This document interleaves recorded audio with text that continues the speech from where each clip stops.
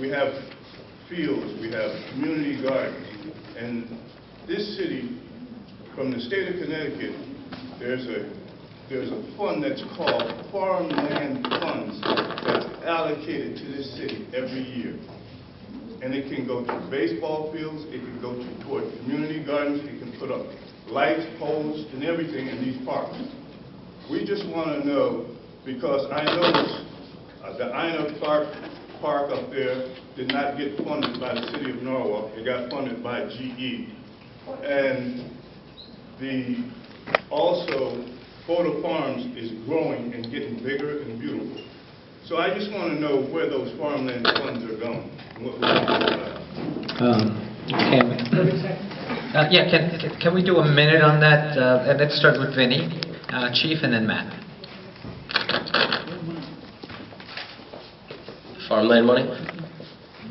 You know, Ernie, thank you for the question. As many of you know, Mr. Dumas is a staunch advocate for our community here in South Norwalk.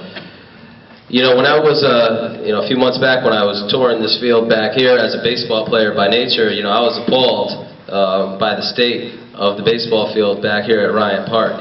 A couple of weeks ago, I became even more appalled by the state of the baseball field over behind Ely School. Then I became even more appalled when I saw the stature of the basketball courts that existed there. Look, we have great sportsmen that have come out of Norwalk. Tremendous Travis Sims, as we all know. Calvin Murphy, Hall of Fame basketball player. Tucci Lumber, right over there off Wolf Pit Avenue. They're making baseball bats for Major League Baseball players. Mo Vaughn, former MVP from Norwalk. We have great assets available to us, and it's time that we start pooling those assets together and let them know about the community impact that they can have to get back to the city that helped them. Thank you.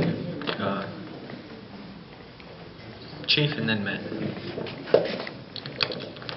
Ernie, you ask a good question, and I'm not aware of where the farmland funds go. And I'm going to admit that I didn't even know that the farmland funds existed. But if that is the case, then the community needs to get involved and they need to ask for answers. That's the only way we get things done in Norwalk, is when the people get riled up and they demand answers. You have elected the administration of this community.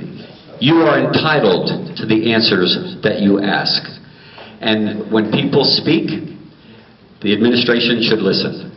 In my administration, I will have an administration that not only listens to what the people say, but hears and provides answers. So where those farmland monies going, I don't know. Maybe my colleague Matt does. He sits on the council.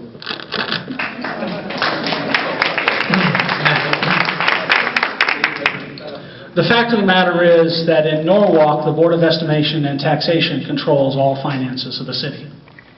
They're all appointed by the mayor.